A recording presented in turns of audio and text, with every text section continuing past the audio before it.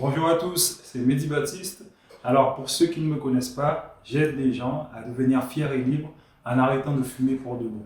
Et ça sans ressentir le stress, le manque ou les envies de fumer. Le sujet de cette vidéo, c'est comment arrêter de fumer. Et bien sûr que vous pouvez trouver de nombreuses ressources par rapport à ça, que ce soit sur Internet ou en contactant des professionnels.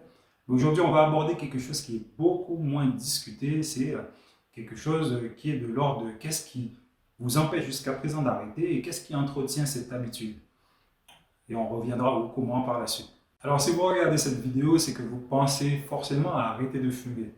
Et sans doute que vous y pensez depuis un certain temps. Et je ne sais pas quelle est votre consommation, mais si vous regardez cette vidéo, c'est que vous cherchez des ressources pour passer le cap. Et sans doute que vous avez déjà pris votre décision et que, ok, là c'est le moment où vous voulez arrêter et vous voulez tout faire justement pour vous débarrasser de la cigarette, de l'éliminer de votre quotidien.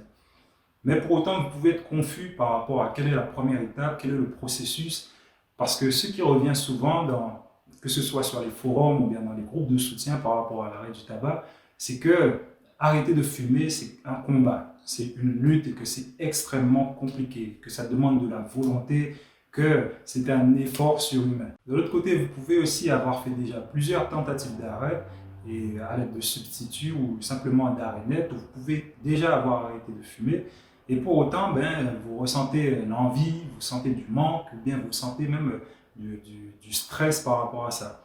Ce qui fait que soit vous avez rechuté et que vous avez repris un nouvel arrêt, ou bien soit que vous êtes actuellement dans cette période d'arrêt, mais vous le vivez de manière très très dure. Et vous vous demandez peut-être quelque part, c'est quand qu'on devient totalement non-fumeur. Alors, je ne sais pas où vous en êtes actuellement dans votre arrêt, mais ce qu'on peut entendre dans les groupes de soutien d'arrêt du tabac, c'est que arrêter de fumer, c'est quelque chose de compliqué, de dur, de difficile. Et donc, du coup, il faut vous armer de volonté, de courage et de patience. Et ce que j'aimerais que vous réalisiez quelque part, c'est que ce qui rend votre arrêt du tabac difficile, ce qui rend compliqué le fait d'éliminer complètement la cigarette de votre quotidien, est simplement que lorsque vous arrêtez, vous tentez d'arrêter par la volonté, par le courage et la motivation. Et pour autant, cette habitude est encore ancrée inconsciemment dans votre cerveau. Si ça fait déjà un moment que vous fumez, on peut dire que quelque part, fumer est un automatisme, c'est une habitude. Et que cette habitude, elle est faite de gestes, elle est faite d'envie, elle est faite de rituels et de contextes bien précis dans lequel elle se déclenche. Et donc, du coup, ce qui arrive, c'est que lorsque vous souhaitez arrêter de fumer, c'est d'une certaine manière, vous souhaitez changer vos habitudes. À savoir, il y a quelque chose que vous faites au quotidien que vous souhaitez ne plus faire, ou bien remplacer par quelque chose d'autre. Et ça peut sembler simple lorsqu'on le dit comme ça, à savoir, arrêter de fumer, il y a juste à changer d'habitude. Sauf qu'au final, ces habitudes-là, elles sont gérées. Une habitude, c'est quelque chose que vous avez tellement répété dans votre quotidien, tellement répété qu'au final, vous n'avez plus besoin d'y penser. Au-delà même d'une habitude, vous pouvez vous rendre compte que fumer, c'est un programme. C'est un programme qui se lance en tâche de fond au niveau de votre cerveau. Et donc, du coup, vous pouvez mettre de côté le déclencheur, à savoir la cigarette, et pour autant, qu'est-ce qui fait que vous allez ressentir l'envie, que vous allez ressentir le stress, le manque? C'est simplement que justement, ce programme il se déclenche à l'intérieur de votre cerveau. Et du coup, ça se manifeste par tous ces symptômes. Et c'est ce qui peut rendre justement l'arrêt du tabac difficile.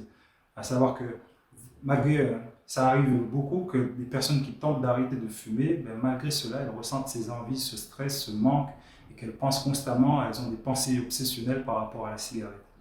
Ça vient simplement du fait que, quelque part, vous avez pris, bien sûr, la décision d'arrêter, mais d'un autre côté, il y a une partie de votre esprit qui n'a pas encore compris que c'est ce que vous voulez, en fait, et qui continue de perpétuer cette habitude, malgré le fait que c'est plus quelque chose qui vous correspond dans votre vie. Et donc, du coup, arrêter de fumer commence déjà par le fait que votre esprit soit totalement aligné dans la décision que vous avez prise, de manière à ce que vous viviez votre arrêt du tabac de manière sereine, de manière paisible, sans ressentir tous ces symptômes de stress, d'envie ou de manque. Ne pas prendre ce paramètre en compte peut faire que votre arrêt du tabac devienne vraiment difficile et que malgré toutes les tentatives d'arrêt que vous pouvez faire, vous continuez de rechuter, que malgré les substituts que vous pouvez avoir, que vous pouvez mettre, vous ressentez toujours cette envie, ce stress, ce manque, et que vous continuez aussi à dépenser et à perdre de l'argent.